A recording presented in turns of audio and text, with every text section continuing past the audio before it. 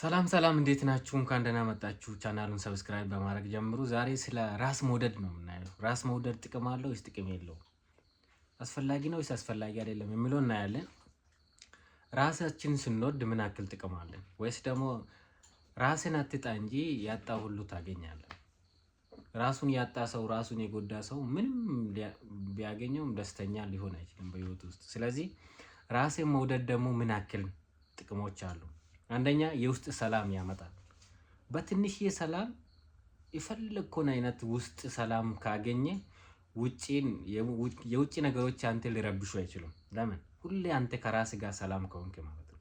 ስለዚህ የውስጥ ሰላም፣ የውስጥ መረጋጋት፣ ነገሮችን ደግሞ በጥራት ማየት እነኚህ ነገሮች ያመጣል። ስለዚህ አንደኛ የምናየው የውስጥ ሰላም ነው። ውስጥ ሰላም ከሆነ ነገሮችን ሁሉ በቀላሉ መቀየር የሚችልበት ኃይል አለ ማለት ነው። ራስህ ስትወድ ከራስ ጋር ስትሆን ማለት ነው።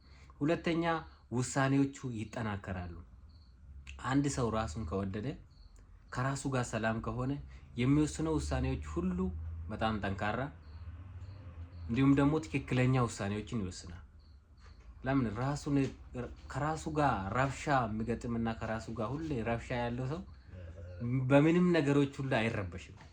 ስለዚህ የውስጥ ሰላም ያመጣል። እንዲሁም ደግሞ ውሳኔዎች ራሱ ጠንካራ ይሆናሉ። ይሳሳታል ማለት አይሳሳትም ማለት አይደለም። ቢሳሳት ራሱ ከራሱ ጋር ሆኖ ነው ወደ ሂደት ጎዳና የሚሄደው ማለት ነው።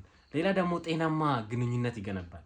ከሰዎች ጋር ያለው ግንኙነት ከምንም ባለው ጋር ግንኙነት ያለው ራሱ ሆኖ ከራሱ ጋር ራሱን እየወደደ ከራሱ ጋር ስለሚቀርብ ነገሮችን ማስመሰል አይችልም። በእውነታ ነው የሚቀርበው።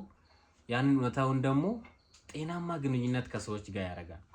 ሌሎች አስመስሎ የሆነ ሌላ አይነት ነገር ገንብቶ ይገናኙና በሳምንት ወይ በሁለት ሳምንት ነገሮቹ ሌላ እየሆኑ ሲመጡ ደግሞ ያ ጤናማ ግንኙነት። ለምሳሌ አንድ ወንድ አስመስሎ አንድን ሴት ቢቀርባት እውነተኛ ማንነቷን እየገለጠ ሲመጣ ያቺ ሴቷን ወይ ያጣታል።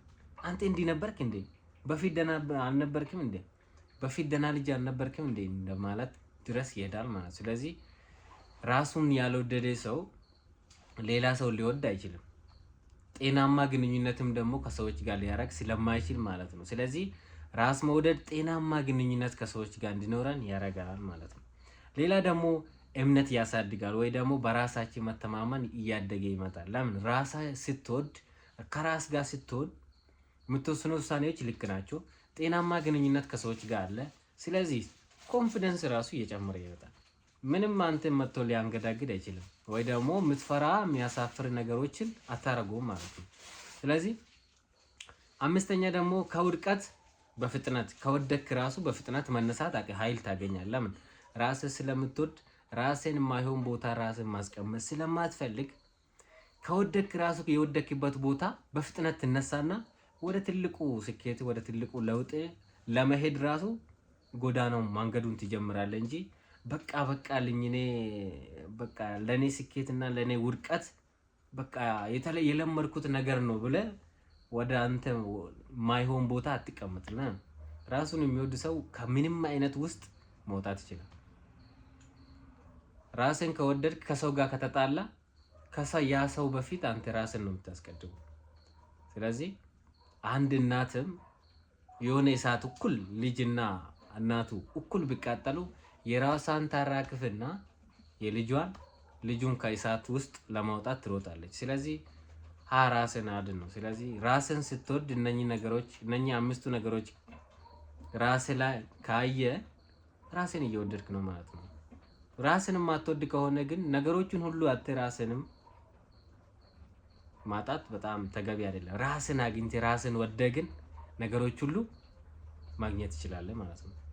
ስለዚህ እነኚህ የውስጥ ሰላም ያመጣል፣ የውሳኔ ያጠናክራል፣ ጤናማ ግንኙነት ከሰዎች ጋር እንዲኖር ያደርጋል። ራስህ ስትወድ ኮንፊደንስን ይገነባል፣ እምነትን ጠንካራ ትሆናለህ፣ ከውድቀት ደግሞ በፍጥነት ትነሳለህ። ስለዚህ ራስ መውደድ ጠቃሚ ነገር ነው ማለት ነው። ስለዚህ ራሳችንን እንውደድ፣ እንዲሁም ደግሞ ሰዎችም ዙሪያችን ያሉ ሰዎችን እንውደድ።